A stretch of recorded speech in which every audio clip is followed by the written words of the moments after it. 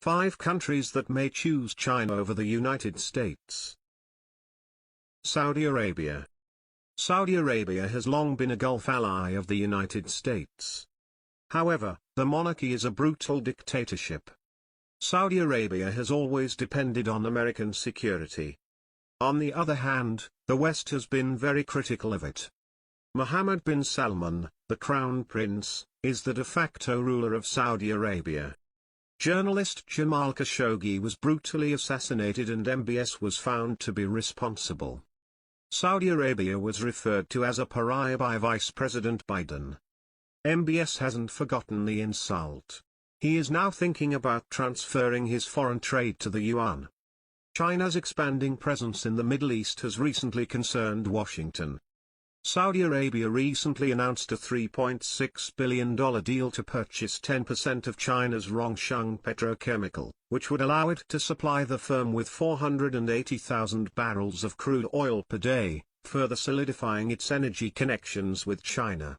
As the US's rivalry with China and Russia deepens in a more polarized globe, analysts claim that Saudi Arabia and other Middle Eastern countries are making the decision to diversify their international alliances. Mexico. Mexico and its neighbor to the north have traditionally maintained strong connections. Its trade strategies heavily depend on NAFTA. Its top trading partner is the United States. But China is guaranteed the second spot, and it appears that the balance is moving in its favor. In 2000, 1% of Mexico's overall commerce was with China. In contrast, in 2019 it was 9.8%. Trade with the United States declined dramatically from 81% to 63% during the same time period. In 2003, a strategic partnership was created between Mexico and China. And the epidemic made this ally stronger. Beijing at that moment became Mexico's strongest ally. It reportedly made large-scale supplies of vaccinations and personal safety gear. Currently, Mexico is thinking about adopting Chinese 5G standards. However, Washington is promoting the American standard. Even the foreign ministers of China and Mexico met last year, and their message was unmistakably directed at Washington. China and Mexico are both separate nations with significant rising economies. They always respect and treat one another equally. The two countries' relationship is not directed against anyone else. Brazil. Brazil's situation is highly dependent on its president. Currently, it is Luiz Inácio Lula da Silva. In January, he defeated Jair Bolsonaro to win a third term. Lula visited Beijing for 3 days in April.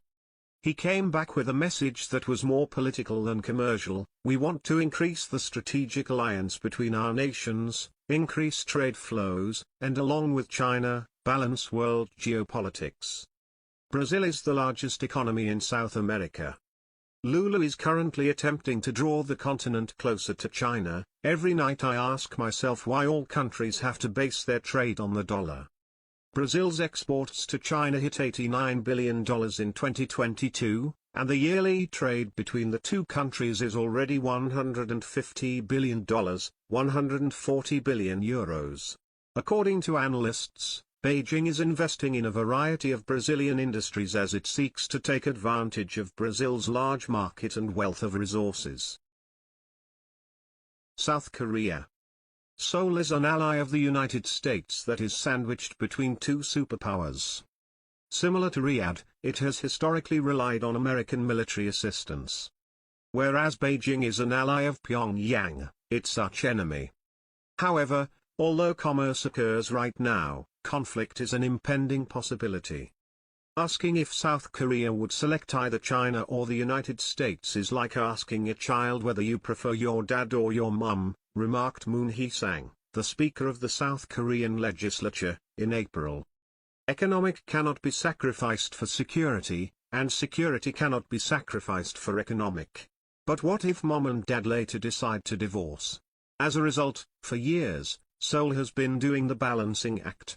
China is the country's most important trading partner.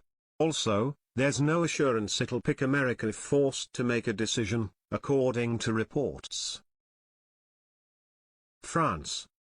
France frequently aspires to be the world's third most powerful country.